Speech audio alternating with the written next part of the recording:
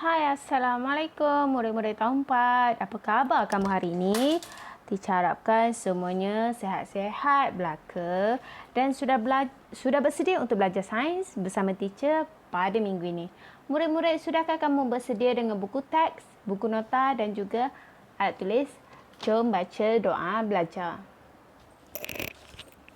Okey, sedikit ulang kaji berkenaan dengan tajuk minggu lepas. Kerana minggu ini kita adalah kesinambungan pada tajuk minggu lepas.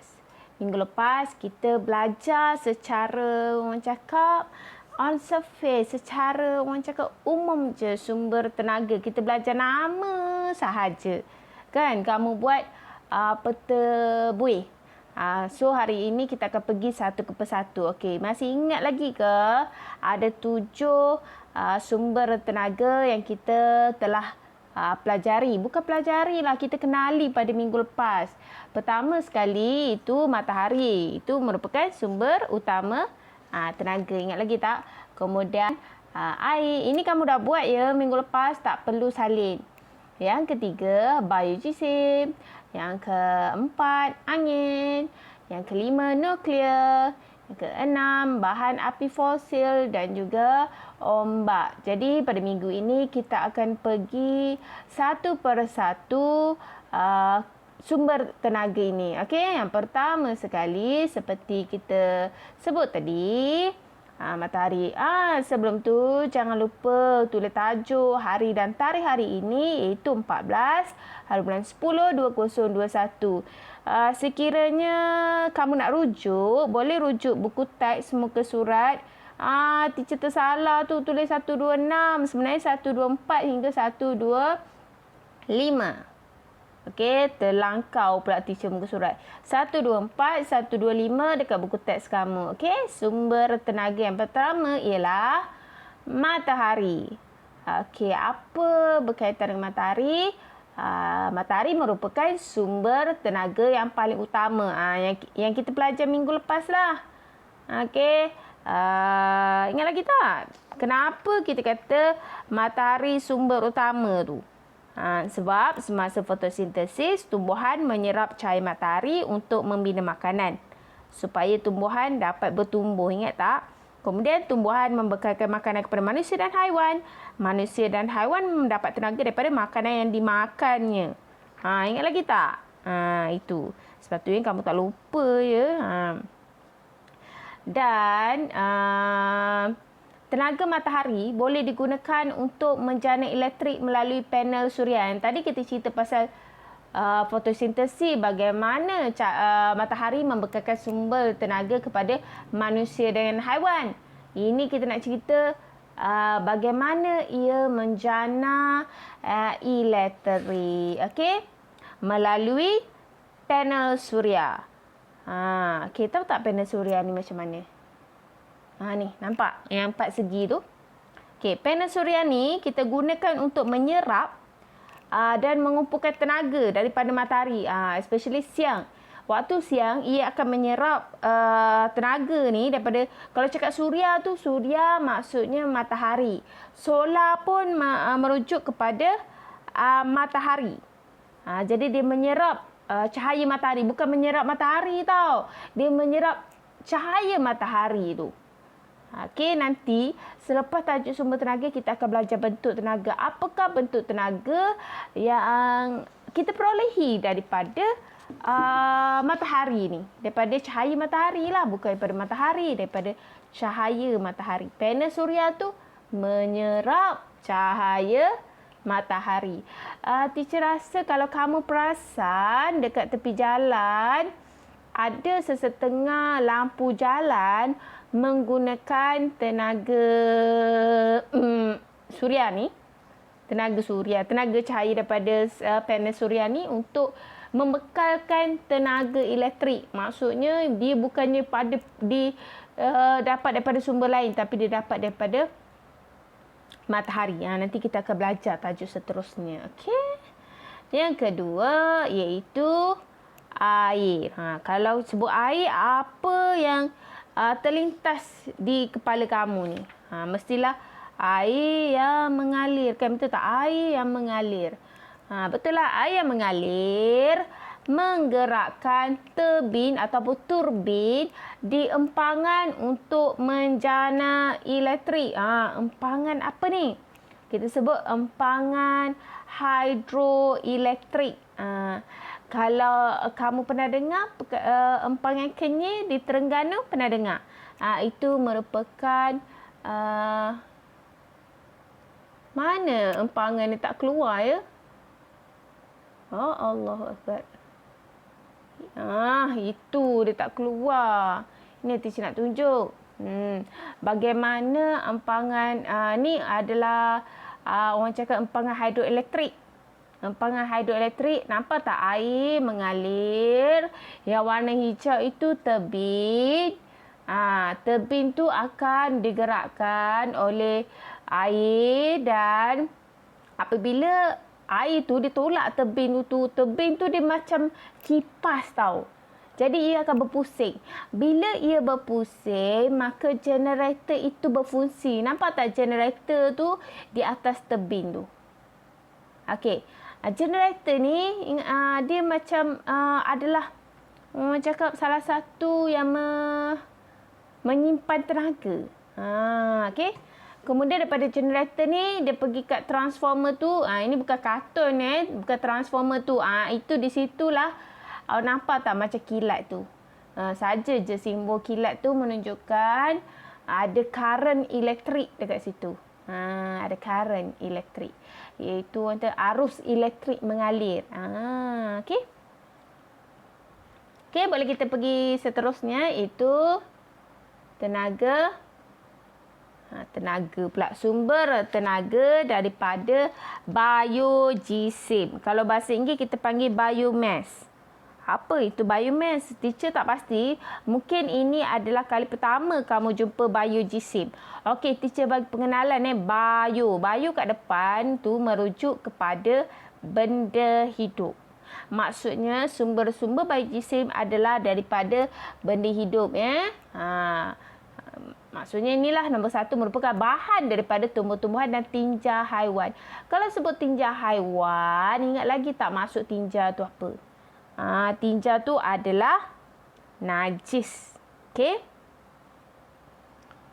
Jadi apa kita nak buat sisa daripada tumbuhan ni? Maksudnya mungkin tumbuhan tu dah repot ataupun dipotong-potong ataupun sisa daripada tumbuhan. Nanti teacher tunjuk sisa dia macam mana. Okey. Bahan daripada tumbuhan dan tinja haiwan ni digunakan untuk menghasilkan bahan api dan menjana elektrik. Kalau teacher rasa kalau sebut bahan api mesti kamu ingat kayu api menghasilkan bukan menghasilkan api. Kalau tengok cerita dulu memang boleh menghasilkan api melalui geseran, teknik geseran. Okey, dan menjana elektrik. Kalau cakap bahan api, ini macam terlanjut kepada tajuk yang akan datang ni. Nantilah kita hold dulu ya. Nanti tajuk akan datang. Kamu rujuk buku teks kamu. Okey, nampak tak kayu api dan sisa tanaman? Kayu api. Yang betul lah teacher sebut kayu api tadi. Sisa tanaman tu dipotong-potong lah. Pokok-pokok yang dipotong. Maksud dia tak nak digunakan lah. Okey, tinja haiwan tu dia tunjuk apa? Najis apa? Lembu kat situ kan. Okey. Ini teacher rasa kamu familiar sisa tumbuhan ini. Ini sisa sawit. Betul tak? Ini sisa sawit. Ini kita panggil biogesim biogesim. Dan juga najis ataupun tinja haiwan seperti lembu. Haiwan seperti lembu lah. Mungkin kita jarang nak guna najis ataupun tinja lembu sebagai bahan api.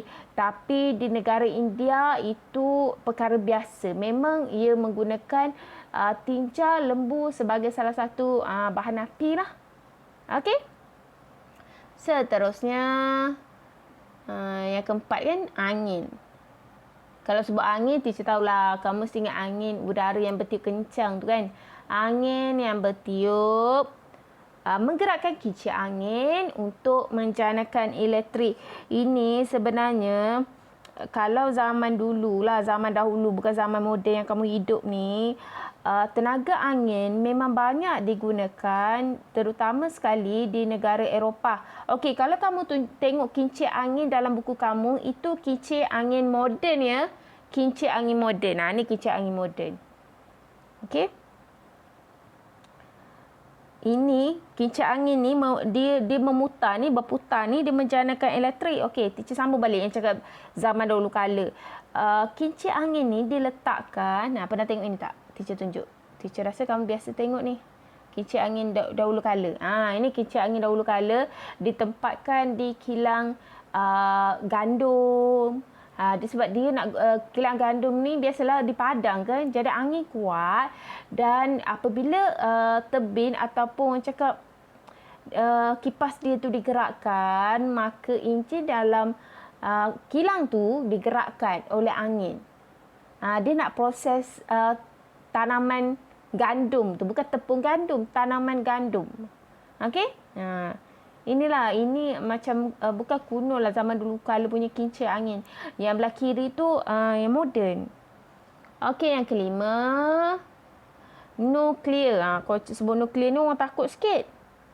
Macam bahaya je dengar kan. Okey, kamu jangan rasa bahaya sebab kalau sains ini adalah bahan kimia. Kimia is a part of science. Jadi kita kena belajar. Okey? Bahan nuklear seperti uranium digunakan untuk menjanakan elektrik di stesen jana kuasa nuklear.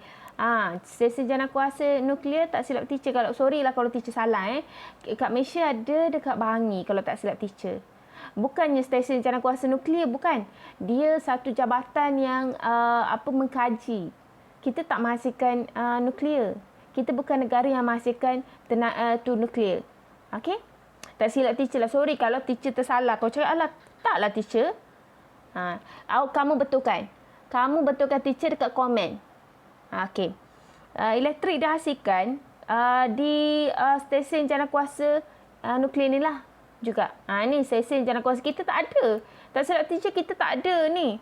Stesen jana kuasa nuklear. Kita ada jabatan yang mengkaji nuklear, kita ada dekat Bangi tu. Tak silap teacher. Tak ingat nama dia apa, nama singkatan dia apa. Tapi kita tak silap teacher lah. Kalau kamu kata ayah saya kata ada, sila komen dekat bawah tu. Teacher nak tahu juga. Okey, sebelum teacher lupa, siapa yang tengok video teacher, sila drop your comment supaya teacher tahu siapa yang tengok video teacher. Teacher nak tengok siapa yang tengok video teacher, teacher nak tahu siapa. Anak murid teacher ke? Orang luar, orang yang selain pada anak murid teacher ke, teacher nak tahu. Sila komen ya. Please drop your comment bawah tu ya. Okey, seterusnya bahan api fosil. Kalau sebut bahan api fosil, apa dalam kepala kamu? Biasanya kalau teacher tanya, diorang ingat kamulah. Mesti ingat petroleum je.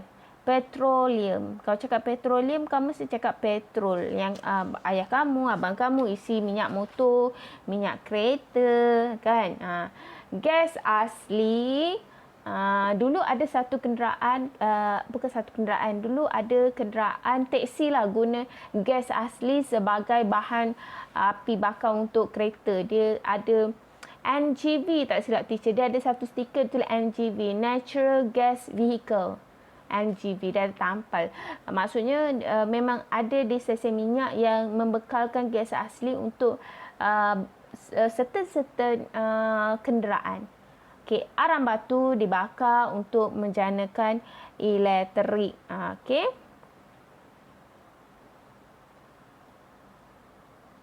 Okey, kejap ya.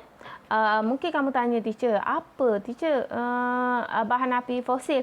Okey, kalau cakap fosil ni terbentuk daripada orang cakap sisa-sisa tumbuhan dan haiwan telah mati berjuta-juta tahun dahulu. Berjuta-juta tahun dahulu. Bukannya baru setahun dua terjadinya bahan api fosil. Dan kita tak silap teacher, kita akan belajar juga. Bahan ni akan habis di suatu hari nanti. Siapa abang atau ayahnya kerja di planta minyak di tengah laut? Inilah kerjanya adalah mencari gali petroleum dan juga gas asli. Ini ya. Ini. Nak pergi sini, dia akan naik helikopter. Dan bukannya pekerja balik hari, bukan. Maksudnya tak silap teacher tak ingatlah 2 minggu dekat pelantar, 2 minggu balik ke macam mana. Okey, siapa yang tahu drop ya komen juga ya, kita kongsi maklumat. Alright, dan ini adalah arang batu. Kamu boleh tengok ya dalam buku kamu muka surat 125. Arang batu. Okey. So, seterusnya ombak. Adakah ini adalah A, B, C, D, E, F, G. Oh, teacher kira. Okey. Ombak. Kau sebut ombak. Ombak tu apa? Ombak mestilah berkaitan dengan laut. Okey, ombak ni, kamu tahu tak? Kadang-kadang kamu tengok ombak, tak ada ombak. Kamu pergi Batam Remis, tak ada ombak apa, teacher? Okey, ombak ni terbentuk apabila angin kencang. Kalau ada angin kencang, bertiup di permukaan laut, jadi ombak tinggi. Sebab tu, Laut Cina Selatan, ombaknya kuat sebab ia laut yang terbuka dan angin di permukaan laut tu kuat. Okey? Kalau kita selat, kita bukannya laut terbuka dekat kita. Okey, di Selangor ni, kamu Pantai Remis, Pantai Murik, belah sana kan, kita adalah selat. Dia laut yang terlindung. Jadi anginnya taklah sekuat yang laut yang terbuka. Jadi kalau ombak yang kuat, ia akan menggerakkan tebing di laut. Okey? Menggerakkan tebing di dalam laut untuk menjanakan elektrik. Okey. Tebing tu yang macam kipas yang cakap. Tebing ni, nampak tak? Tebing ni, bila dia bergerak, berputar, dia akan menjana elektrik. Sama juga dengan yang tadi tu, kincir angin, dekat dengan empangan hidroelektrik pun berkaitan dengan tebing. Okey? Dan ada info sains di sini, muka surat 124. Biotema. Pernah dengar tak perkataan biotema? Okey, biotema ni bermaksud haba daripada bumi tu, daripada bawah bumi. Okey, merupakan sumber tenaga yang diperolehi daripada haba batuan panas di dalam permukaan bumi, di bawah permukaan bumi untuk menjana elektrik. Ini salah satulah info ya. Batu-batuan panas di permukaan bumi. Okey, sebelum teacher lupa, okey, ini nota yang kamu kena buat ya. Nota ringkas kamu adalah sumber tenaga. Sebelum teacher lupa, teacher ulang balik. Sesiapa yang tengok video teacher, please drop your comment. Sila tulis komen apa-apa je. Komen apa. Okay, baik teacher, faham ke? Terima kasih. Apa-apa, any kinds of comments. Please drop your comments down below. Supaya teacher tahu siapa yang tengok. Okay. Dan info yang kedua, minggu depan insyaAllah kita ada Google Meet peringkat daerah tahun 4, 5, 6. Siapa yang ada kakak dia tahun 5 ke, tak apa, kamu guna boleh berkongsi, tengok, tak ada masalah. Teacher harap semua murid tahun 4 boleh join the Google Meet tu. Teacher tak nak, please lah, jangan malukan teacher, please join.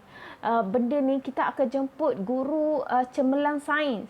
Ini memang terkenal. Cikgu ni memang terkenal, tak silap teacher, Cikgu Safwan Razak memang terkenal. So please join, dan sangat menarik. Teacher pun akan join, dan Cikgu Safwan Razak ni dia memang ada banyak skill untuk mengajar dan sangat menarik. Jangan lepaskan peluang kita. Peluang ni mungkin sekali seumur hidup kamu dapat join dengan Cikgu Safwan. Please ya. Join minggu depan pukul 10.30. Waktu yang sama, waktu sains yang sama. Okay, 10.30. Alright, itu saja untuk minggu ini. Sehingga kita jumpa lagi insyaAllah. Jangan lupa minggu depan ada Google Meet. Pukul 10.30, waktu yang sama, hari yang sama. Jangan lupa ya. Please, then please behave. Siapa nak drop komen dekat teacher tak silap teacher, mungkin YouTube. Mungkin ada juga YouTube. I don't know. Okay, sehingga jumpa lagi. Okay, thank you. Assalamualaikum.